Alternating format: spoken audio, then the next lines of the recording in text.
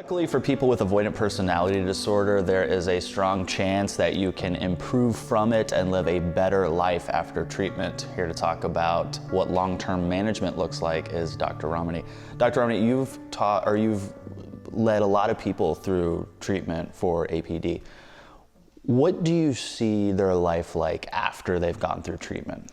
I think that one thing that people who are struggling with any sort of personality disorder or personality-related issue is that treatment may be sort of an ongoing lifelong commitment, not continuously, but there may be times people go back for a booster.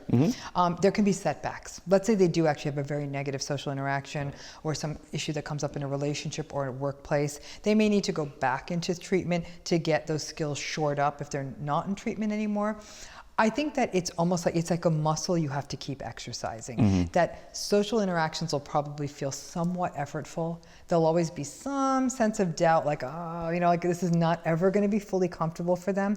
And then there might be that sense to catastrophize that, like, see, I've totally slid back, and rather say, it's okay that it's not comfortable, but that you're actually rallying and trying to push through it a little bit. And so to really remind people that this idea of the sort of psychological miracle cure is a bit of a myth. And then my concern about that kind of miracle cure mentality is then people feel like they've made no progress, when in fact they have made progress.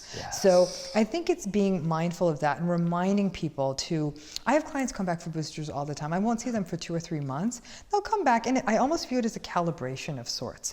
Not that anything's gone wrong, but like, right, you know, you're forgetting some of the things we had worked on, some of the mantras you need to hold central to yourself, and they'll be like, oh yeah, I needed to hear that again, because the world still does what the world does. And so they may go back to their families. I get a bunch of people who do that after the holidays. Oh, I bet, yeah. You know, so I do think it's that understanding that treatment and growth and dealing with ongoing past and current vulnerabilities is a lifelong commitment, and that sometimes you may complete 3, 6, 9, 12 month even course of treatment, and then take a little break, because you know, for whatever reason, but then you may go back. That's not a fail.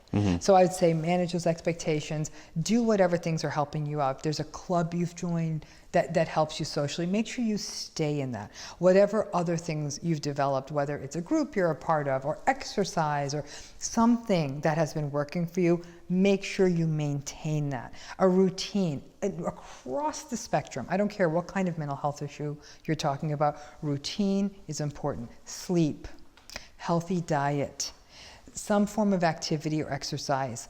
At least one activity in your life, you do that, it brings you joy. If you're lucky, it's your job too, right? But it may even be as simple as a certain kind of music you listen to in the evening, or you know, audiobooks you listen to, but make sure you keep building that in. It helps you learn to value yourself and maintaining healthy relationships. Those are things you can build in every day of your life. Have routines, healthy bedtimes, times you wake up, things you do. Those routines are sort of the scaffold around which you build your mental health. That's fantastic.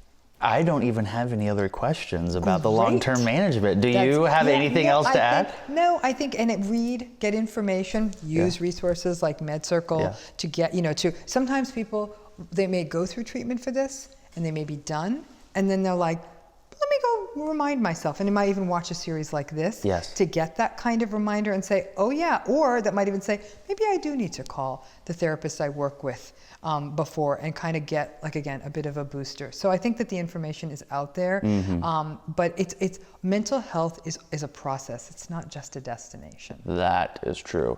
And I will add this little tidbit.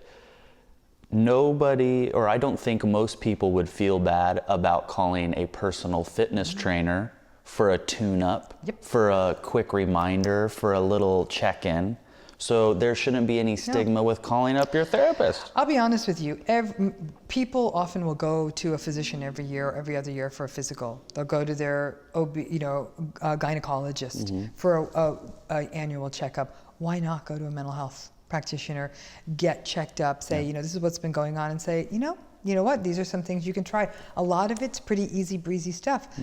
You'd be amazed at how often I had a client come in and say, I'm feeling better this week, and I think a lot of it is because I'm sleeping more normally. Oh. You know, there's your miracle cure. Yes. You know, it's some of those basic self-care things that in some ways we need to almost parent ourselves and learn to teach ourselves a bedtime routine, tell ourselves a bedtime story, settle ourselves down after a long day. Those things show that we value ourselves. But you do have to start with some good fundamentals, and therapy can often get people in tune with that. That's right. Well, grab a big glass of water and take a nap if you need to before we go into our final episode, which is really targeted to the supporters of those who have avoidant personality disorder. Dr. Ramani is going to share her tips and advice for you guys. That in our final episode.